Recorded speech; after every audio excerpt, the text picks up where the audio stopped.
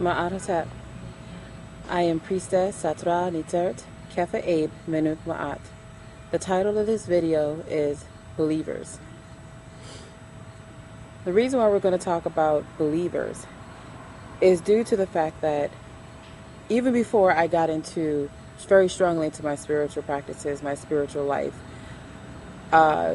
always notice things about people. And when somebody would come to me and say to me, well, this is what I believe. I believe in Christianity, so I believe in Jesus the Christ. I believe in Islam, so I believe in either Muhammad or Farrakhan or Elijah Muhammad.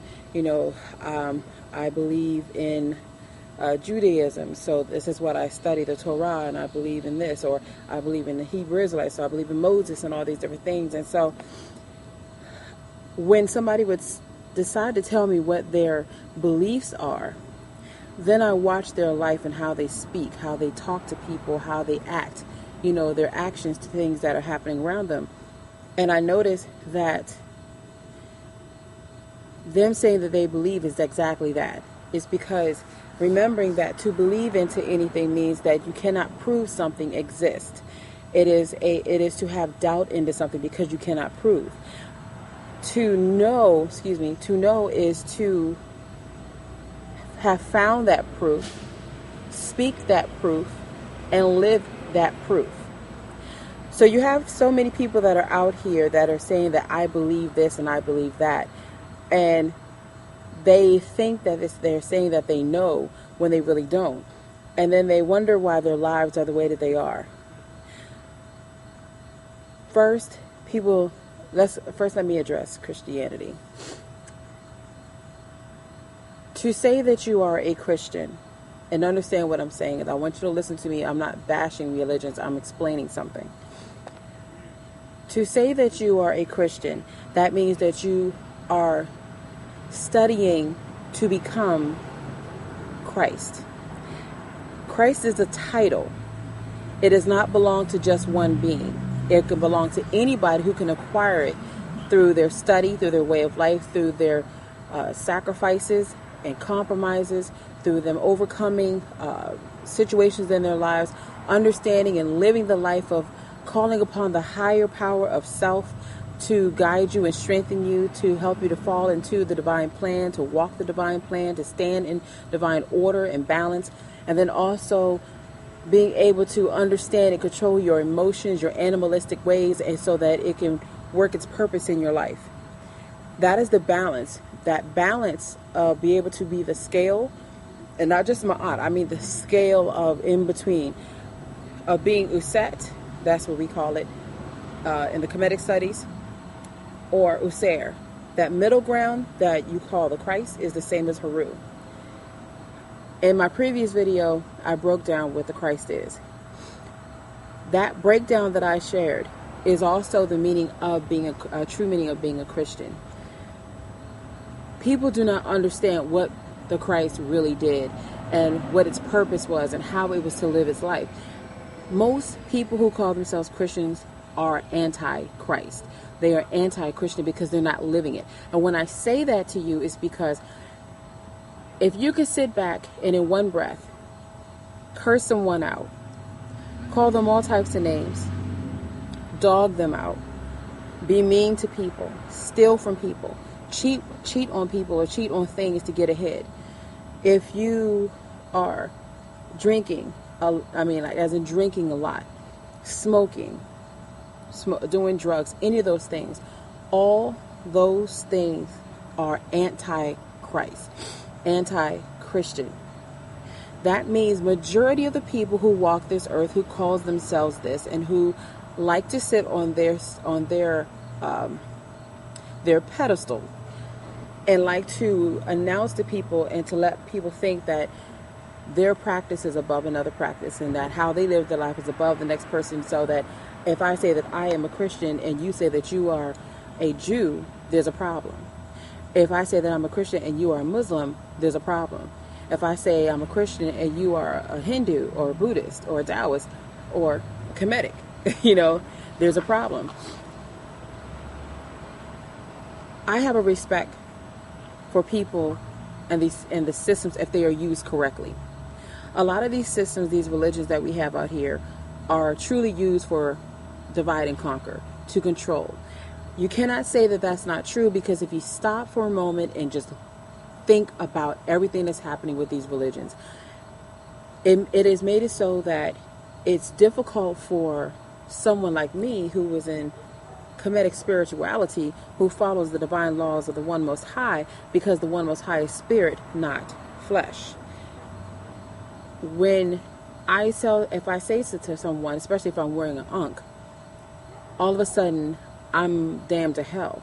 All of a sudden I am wrong and I'm a heathen and all types of things. And those who are spiritual do not speak negative of people, because it's knowing that if I speak negative of you, I'm also speaking negative of me, as well as I'm speaking negative of God. So if I put you down, I'm putting myself down, and I'm also putting God down, of that which created you. And a lot of people do not comprehend that reality. There is so much that we need to learn about what we do. If you lie to me, you're lying to you, you're lying to God. That's just it. It's very simple. If you're cheating on me, or you're cheating on life, or you're doing things to get ahead and you have to hurt people to get there, if you are a drug dealer and you decide to sell drugs because you're running low on cash, you need some funds. Okay, so let me help you to understand. For every single drug sale that you make and somebody buys that, they are suppressing and killing their spirit. They're burying the God within them to keep them, and it disconnects them.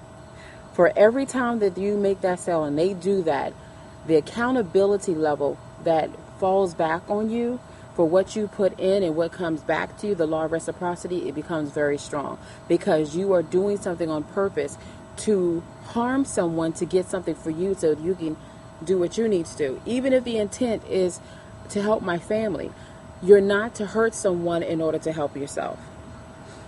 That's in any case, whether it's for money for a job, if it's money for selling drugs, if it's money for even selling alcohol and all these different things, especially if you see that somebody is coming into you and keep doing it and coming to you and keep doing it.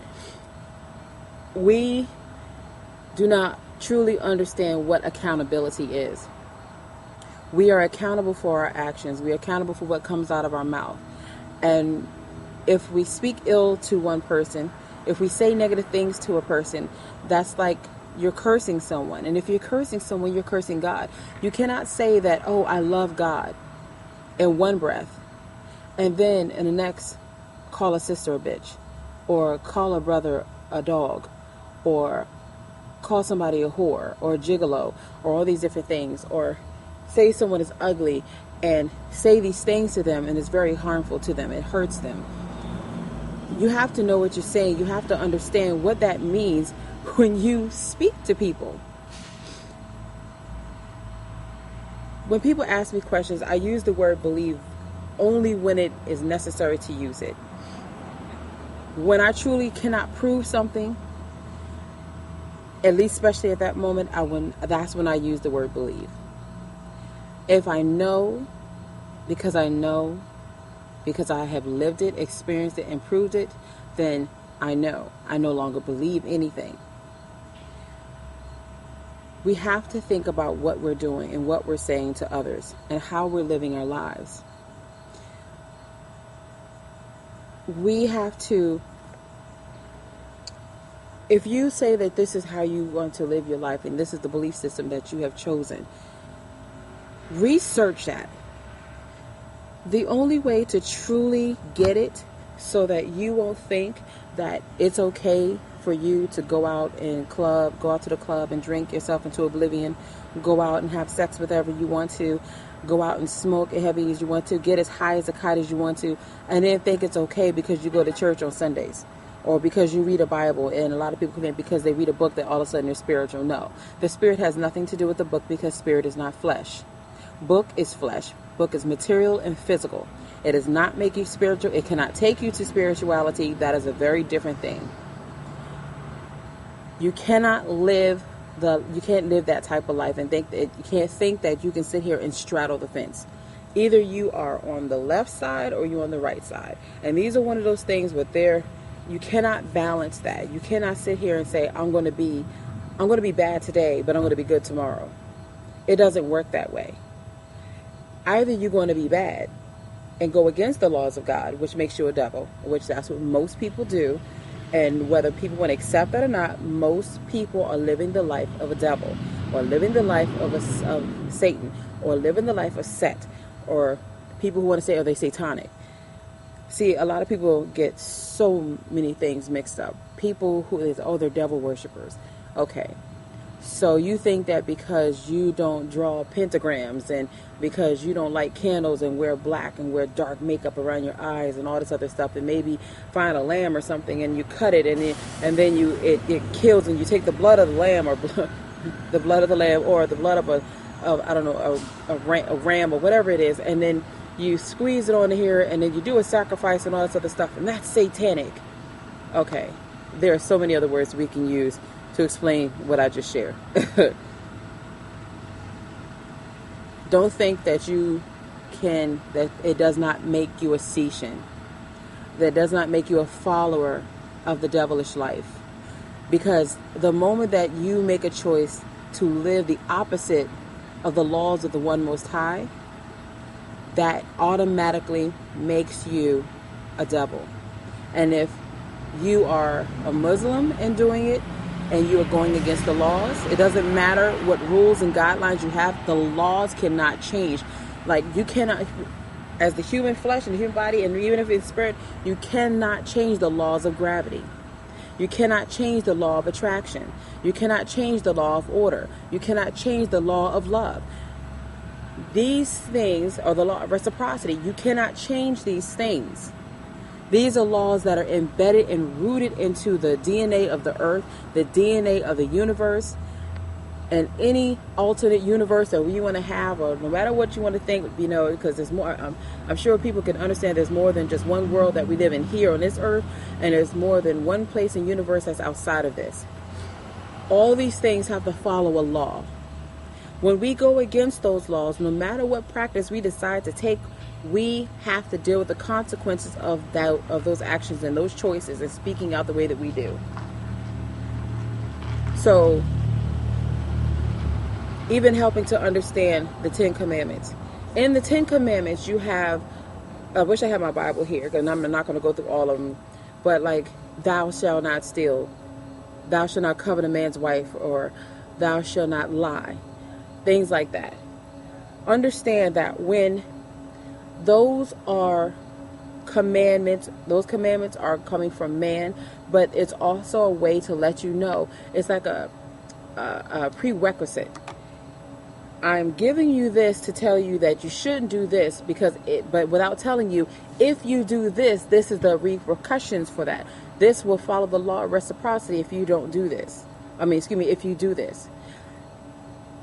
That part is not brought into there. If people truly understand the laws, and the spiritual, mental, emotional, etherical, celestial things that happen when we make these choices, or we act out on the things that we do and say the things that we say, people would act differently. They would choose differently. They wouldn't just go around and just smoking just because they feel like they have some emotional issues.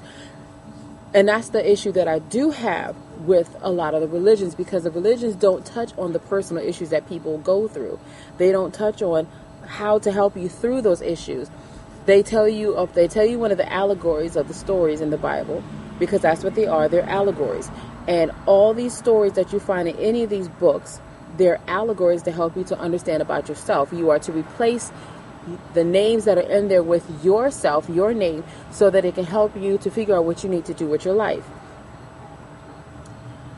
That is not being taught that way.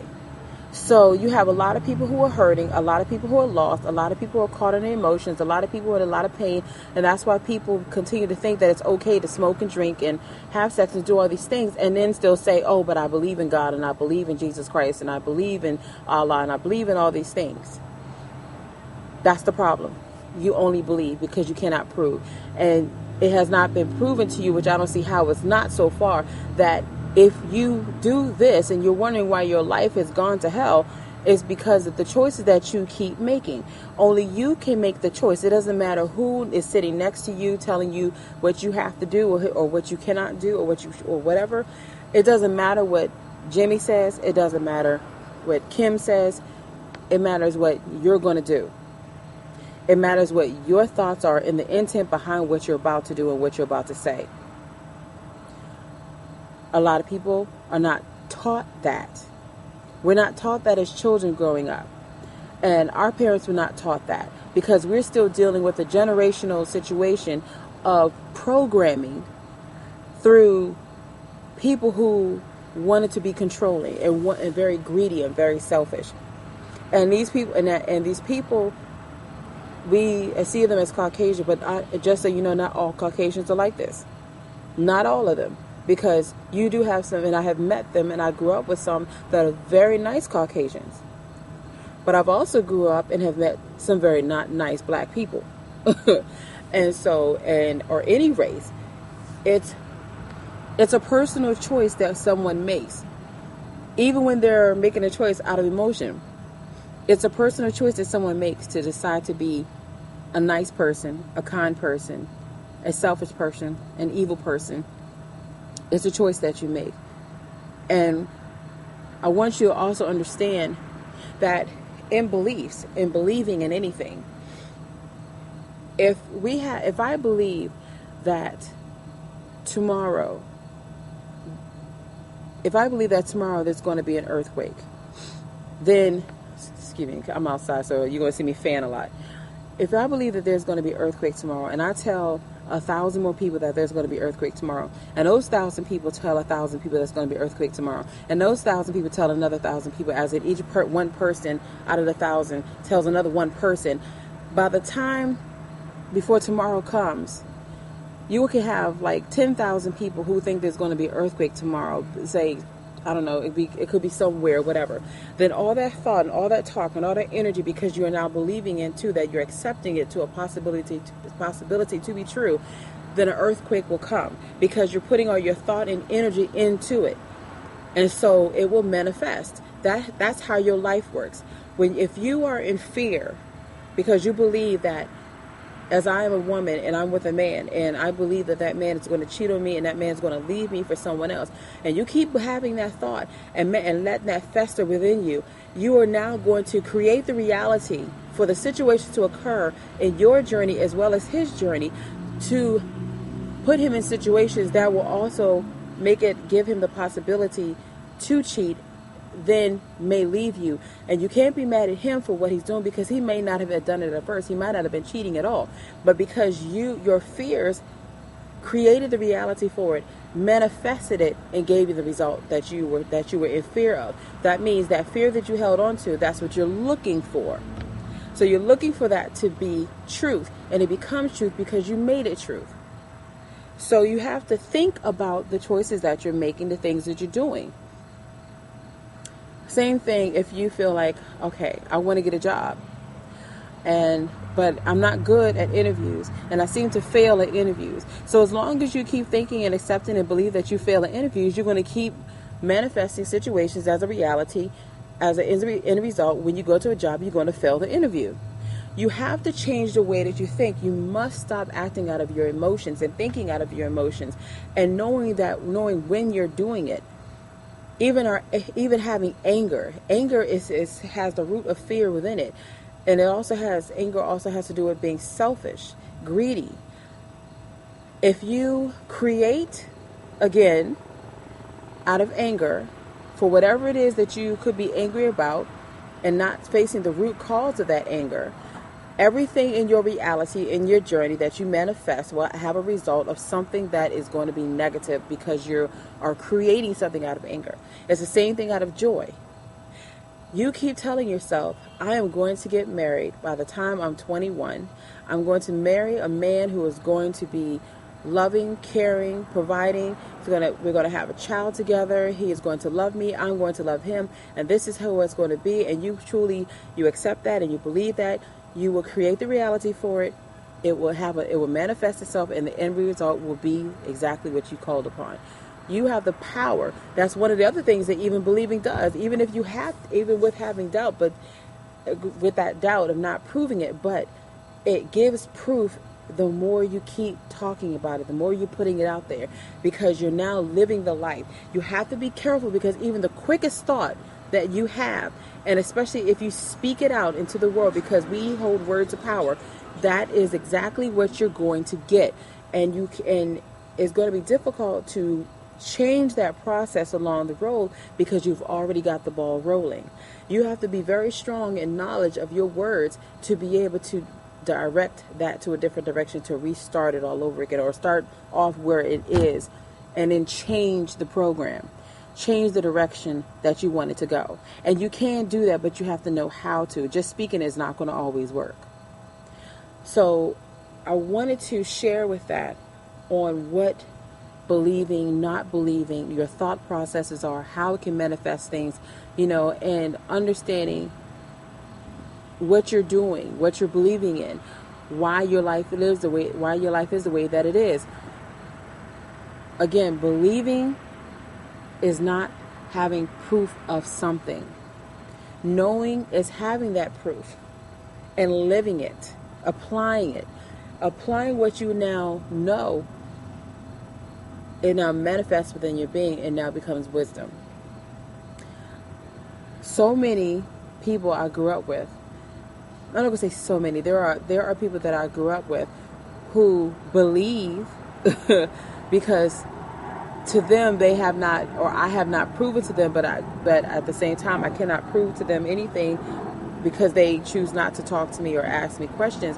But as growing up, I had a very troubled childhood, very troubled teenage years, and very troubled adult years. Went through a lot of things, was very emotional, and that's why my life kept leading the way that it was, because I was living my life out of my emotions, my fears, my angers, my pain, and so on, with my joys here and there. That's why everything in my life manifested the way that it did, with the people that I met, the things that was going on in their lives, and so on. But there are times in people's lives where it changes. And if you're not changing and building and growing from there, then you're not moving forward anywhere. And I know that it's hard for people to accept who I am, accept the fact that I am Kefa. It's understanding that that's okay. And I understand that that's okay. You can believe what you want to believe, but being that the power in me of knowing will always fall higher than the belief, because I know, because I'm living the life and experience the life, and I'm doing this every day. So I don't only speak what I'm sharing with people, I live it every day. And I share this with others so they can live this every day. And it has shown itself to be effective. You have to know what you're studying. You need to research what you're deciding to believe in and to accept. And not just research within your book or within the belief system that you're in, because you have to remember, a belief system will protect itself within the system.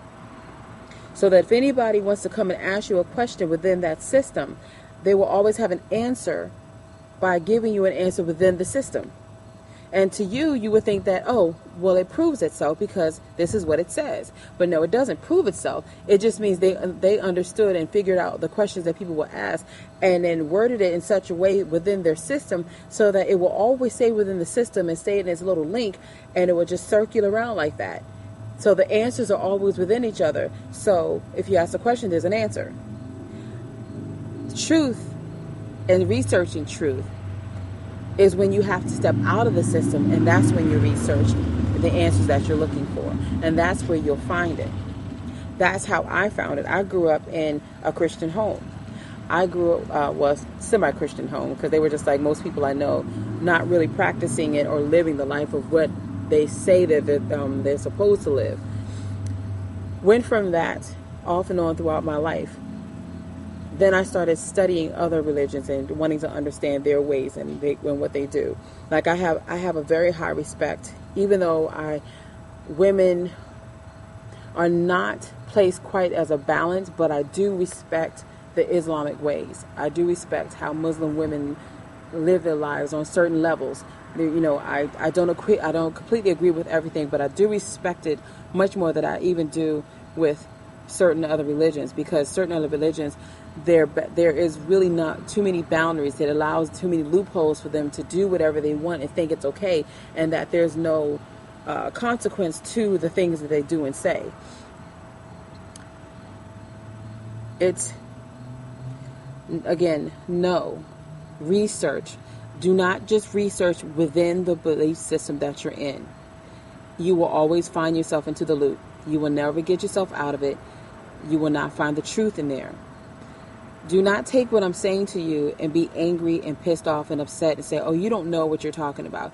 You're just saying this because you're angry because you were hurt and believe in these religions and so on. It's not about that. It's about the fact that I love my people. I love people, period.